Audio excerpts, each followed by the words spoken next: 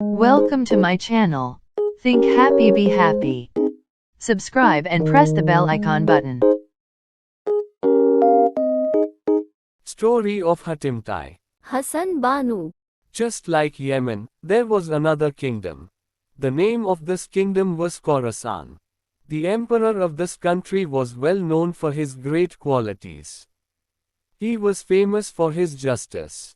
When it came to the principles and right justice, he didn't spare even his own family. He was very kind and generous. He looked after his subjects as his own children. The king had also built a large and strong army for the protection of his kingdom as well as his people. Everyone in that country loved and respected their emperor. In the same kingdom lived a merchant whose name was Bazak. He was a very good businessman and had earned a lot of wealth. His business had spread to far-off places. Although he traded with many people of different countries, yet he always was very honest and truthful in his dealings. So he was considered as a very honorable and noble person, the merchant. Bazak was also very close to the emperor. He had a place of honor in the king's court and the king considered him as one of his close friends. As the days passed, the merchant grew very old. It became difficult for him to travel for his business.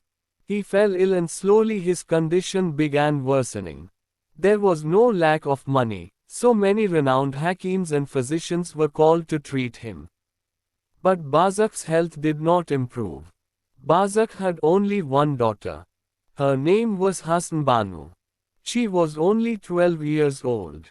Husn Banu was extraordinarily beautiful.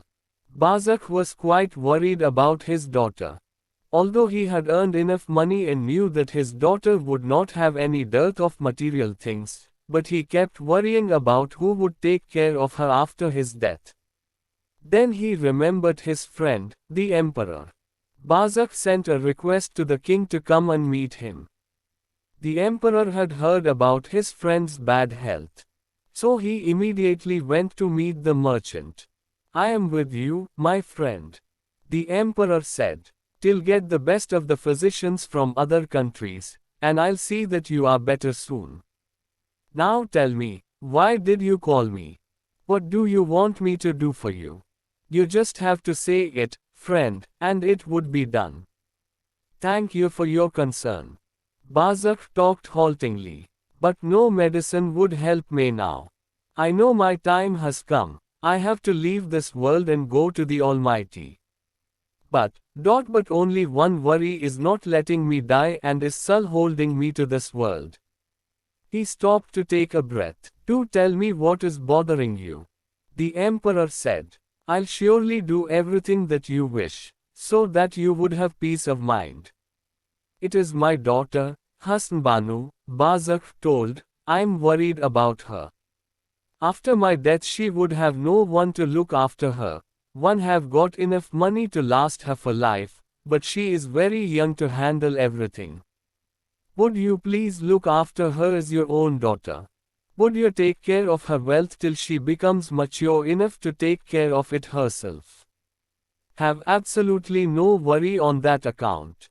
The emperor assured him, "From now, Husn Banu is my daughter.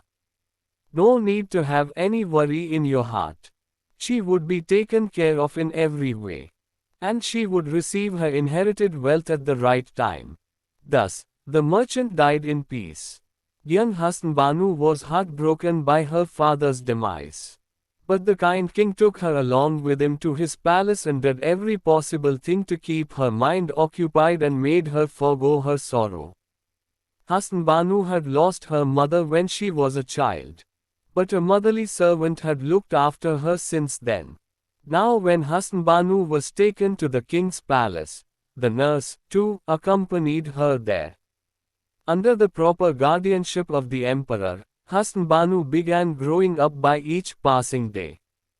Soon she grew up to be an extremely beautiful and intelligent young lady. She then took permission of the emperor to return to her home.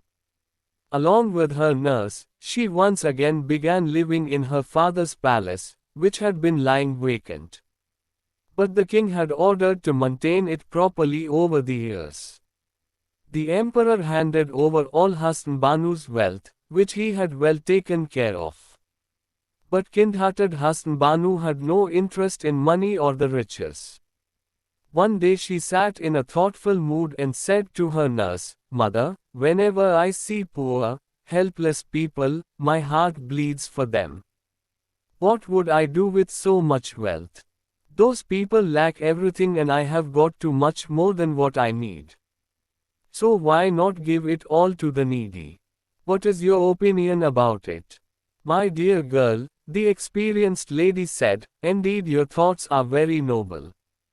But a young girl of your age should get married and well settled by now. Your late father would have been very happy to see you married. Wouldn't you like to get married for the sake of your father?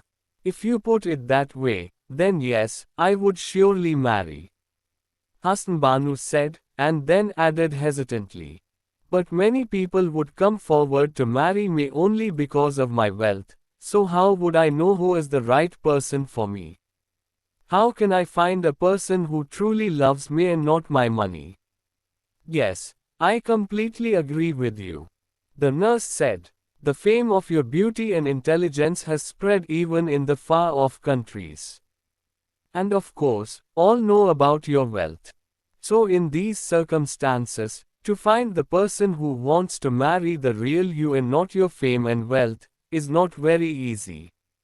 "Then how will I know who is the right person?" Husn Banu asked. "For that you will have to keep some tough tasks before them," the nurse advised. "The one who really wants you as his partner for life, would try hard to complete those tasks. The one who makes these tasks the goal of his life, would always keep you happy. I can tell you 7 questions that are not at all easy to solve. So the one who manages to complete these challenges, would be the man meant for you." Husn Banu was very much curious to hear about the 7 difficult questions. So she eagerly asked, "What are those questions, dear mother?" "Here are the 7 difficult tasks." The nurse gave the list of questions. 1. Have seen it once and would like to see again. 2. Do good and then cast it on the water. 3. Cheat others and you will get cheated. 4. Speak truth and achieve happiness. 5. Find out about the echoing mountains. 6. Find the pair of the egg-sized pearl that I have got. 7. Discover the secret of Hammam bath. Husn Banu was very much excited to learn about these challenges.